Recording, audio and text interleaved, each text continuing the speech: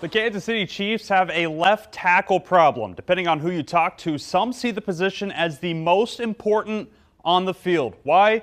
Couple reasons. Number one, you're blocking the quarterback's blind side. Coming from this way, they can't see him coming. And two, you're probably going against the other team's best pass rusher. Patrick Mahomes will not play in the Chiefs' regular season finale against the Broncos with the 1 seed locked up. But make no mistake about it, this is not vacation time for QB1. In fact, the practice is the same, the preparation is the same, all of it will be the same except for actually taking the game reps on Sunday. The Big 12 Conference unveiled its season-long football awards today, and there's good news, bad news, and some news that will probably upset you. Let's start with the good. Big 12 Defensive Lineman of the Year award is back in Manhattan this year.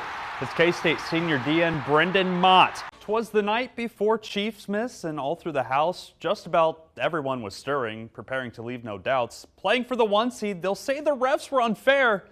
In little over an hour, game day will be in the air. Make sure you sit out your Diet Pepsi and hot dogs for Football Santa tonight, because this time tomorrow we should have live football to break down. 27 Sports reporter Caroline Soro. Now, you were just with Travis Kelce in a locker room. He said banks open on Sunday. What else did you hear in there, Caroline? Do you remember how exciting this Chiefs wide receiver room was before the season? They're coming off a 2023 year where the team led the league in drops, and KC totally revamped it. And then off of a Super Bowl? That's going to be a lot of fun. And then former first-round pick Kadarius Toney didn't buy in, according to coaches, and he was cut before the season. But hey, they got Hollywood Brown, and he's a deep threat waiting to be a wide receiver one. He suffered a clavicle injury in the first preseason game. But hey, there's still Rashee Rice, no sophomore slump, putting up record numbers until Patrick Mahomes took his knees out trying to stop an interception return. He's likely done for the season. I'm not going to lie to you and say that Sky Moore has been awesome, but he does know the system and was officially placed on IR today with a core muscle injury. But here's the light at the end of the tunnel. You're getting a first look at newly traded for wideout DeAndre Hopkins from Tennessee, a guy that's been one of the best, if not the best, pass catchers of the last decade. See, we're down on the field right now. We're actually down by the end zone where that play happened. I happen to snag over there. If you can see, here is the literal grass that Isaiah likely stepped on that kept him from getting in the end zone. You can see the roots sticking out. With team captain Salvador Perez being the only player on that 2014-15 team still with this team, a lot of players asking, what was that atmosphere like? What can we expect from postseason baseball? And in pure Salvi fashion, all he could do was let out a big smile. Down the road here in Lawrence, the question is about the availability of a star. Preseason Big 12 Player of the Year Hunter Dickinson has been dealing with what Coach Self has called a minor foot injury that saw him sit out the Jayhawks' first 2 exhibition games. A game where the KU lost on the road at Arkansas, leaving us saying, hey, don't worry, KU didn't even have Hunter Dickinson. The team followed that up with a big win over Washburn, leaving us saying, hey, they did that, and they didn't even have Hunter Dickinson. Now, I can confirm that he was out here a full participant in warm-ups. We don't know if he will be able to go tonight. I haven't been a part of a press game or post-game press conference quite that somber in my young career as a sportscaster. Lance Leipold oftentimes answering questions, not finding the words to say.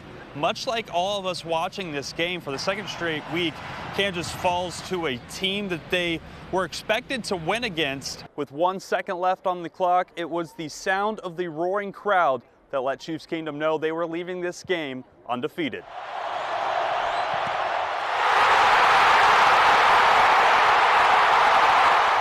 Chiefs opened the season with a win on this field against the Ravens by a toe, and they win today by a finger. The finger of Leo Chenal blocking the would-be game-winning field goal attempt by the Broncos, keeping Kansas City's undefeated season alive. You know, it's just a good push by everybody. And Bill Self's Kansas Jayhawks are coming off a season where any other program would be like, all right, that was pretty good.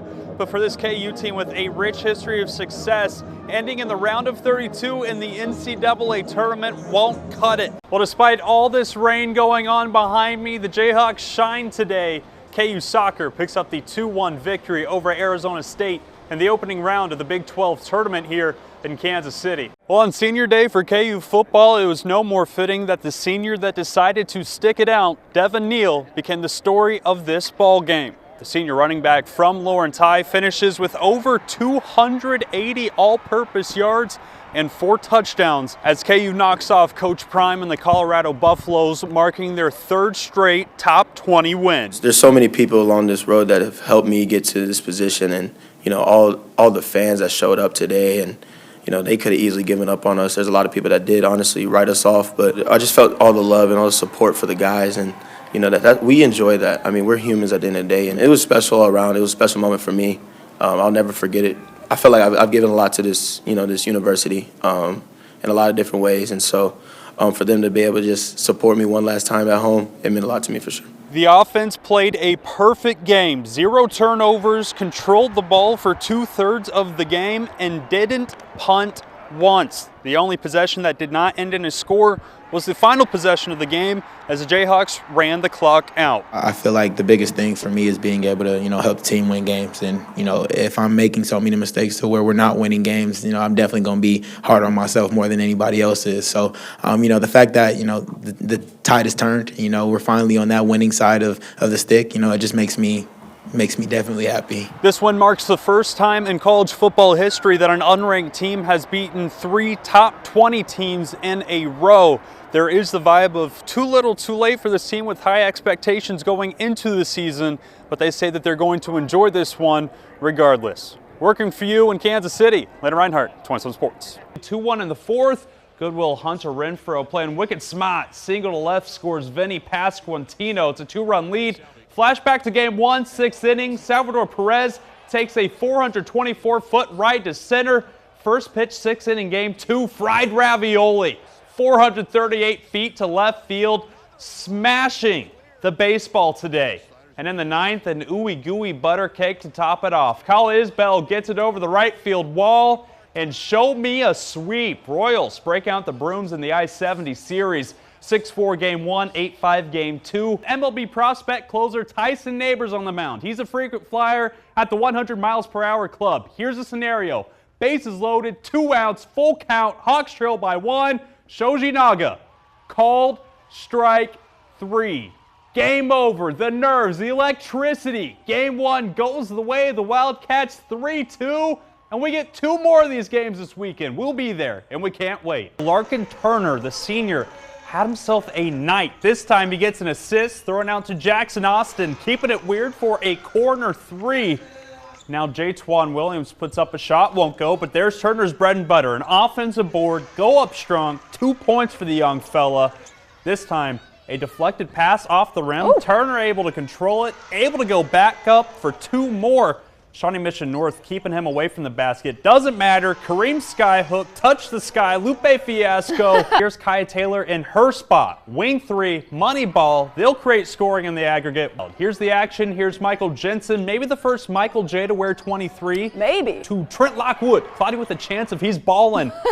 What that Cobra doing? That's Sir Peak with the pass down low to Cade Holiday. Abilene at Wamego. What do you know about a little movie called October Sky, Caroline? Ooh, look at that. Do you remember that one? Jake Gyllenhaal, Rockets, launching rockets at the science fair. Speaking of rockets, Logan Folden at quarterback, launching it to Harper Lowell. No lull in his game. He won't be caught in open scoring in the first. For the Cobras, it's Drake Melly, Drake Mellies. You can't catch him. You can't stop him. Deep in its own territory. Quarterback Wes Anderson putting up a fight, but he won't get an Oscar for this feature film. Flock of Eagles gets the sack and forces a punt. Wes Anderson says, I don't care about your titles. You're some Royal Tandem bums. Wildcats give an Axel what they don't normally get. A competitive ball game. So Coach Eric Detweiler set up in his chair and tells Schmelzy, just go score the rock. And for the first time in a while, the Eagles have to play in the second half. Final score 52-20. Axel back to the state championship. Put that on game. repeat. That's 4 in a row. 'Twas the night before Chiefs miss, and all through the house, just about everyone was stirring, preparing to leave no doubts. Playing for the 1 seed, they'll say the refs were unfair. In little over an hour, game day will be in the air. Got soaking wet, so I had to take my shoes off, and I want to show you these puddles. Splashing around out here. If I had rubber boots, I'd put them on. I got to get on the road. Boomtown is calling my name. Those folks in Wamego, you'll see me there. Got my seatbelt on. I'm in drive. I'm going to be playing some music. Rebecca, we'll see you at 10.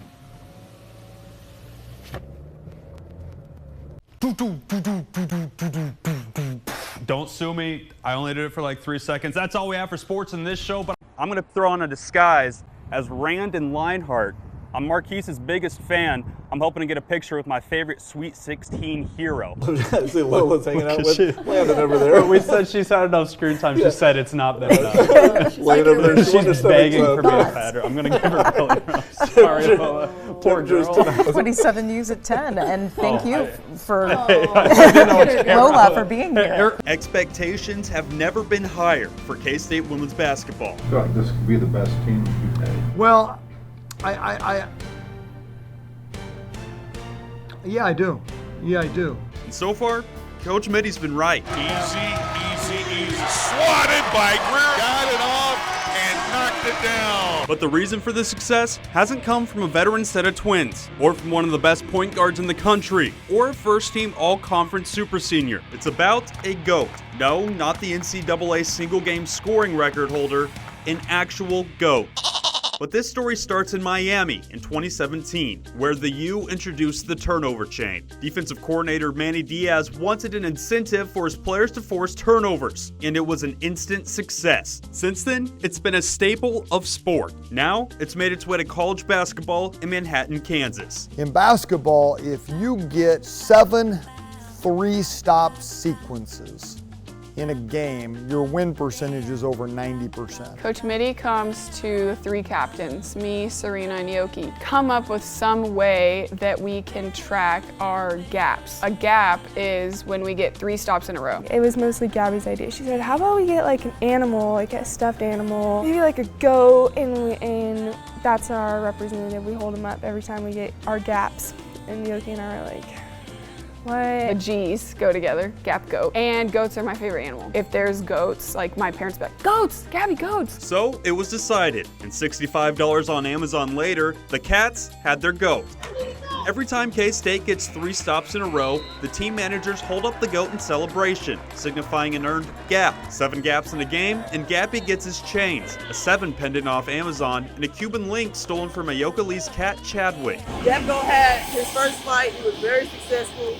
He was very comfortable. As of early January, K-State ranks 1st in the conference and 5th in the nation in opponents' points per game. I mean, it started as a fun, lighthearted story, but then you look at the numbers and the stats back it up. At what point did you guys start taking this seriously? As silly as it is, I honestly think it does help. We are honestly sad, like at the end of a game, if he doesn't get his chains. Like, we're upset about it. We're like, dang, like we will win the game, but we didn't get 7 gaps. It didn't take long for the team to rally behind the GOAT. So, why not double down? She was walking off the court and I said, you know, you ought to get that thing an Instagram account. She turned around and I knew I probably shouldn't have said it. With a social media account, Gap Goat went public and fans started to take notice.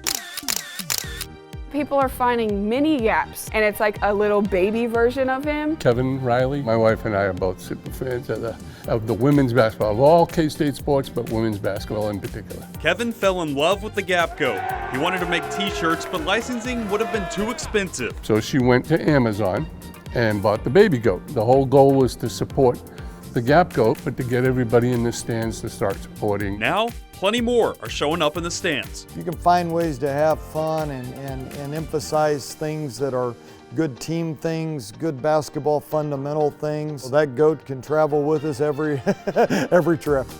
In Manhattan, Landon Reinhardt, K-Nation. Here's what went down in his tenure in the capital city.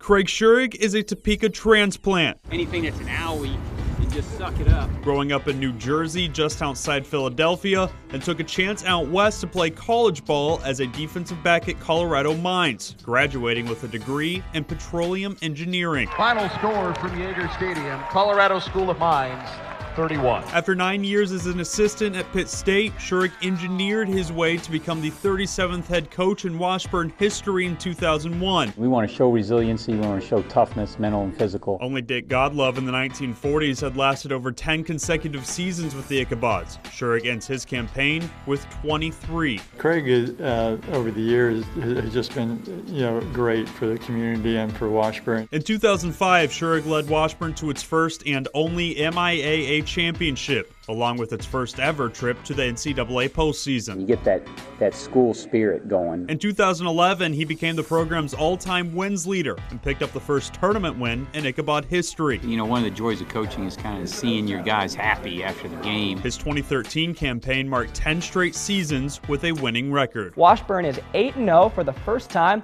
since 1907. The highs did come with some lows. A career 5-32 against top 10 teams and a 2-12 record against Emporia State since 2012. The Ichabods won the first 8 games of the season last year, then stumbled down the stretch with 3 consecutive losses. It was a slow rebuild-up before a 9-win season in 2021. The team was hoping for similar success in 2023 before the team was met with unprecedented injury luck. Starting quarterback Kellen Simoncic was lost for the season in the home opener, and the team was forced to play mostly freshmen. And for the younger guys, yeah, we've talked about this is a building block for next year. Expectations weren't too high going into 2024. Washburn football will enter the 2024 season picked 9th out of 10 teams, but being almost there Washburn puts together quite the comeback in this game, but just can't come all the way back. wasn't good enough. It was a decision we made that was best for the program at this time. We obviously the last 2 years we haven't been successful win-loss record. This past year we had a lot of close games. The name of the game is winning, and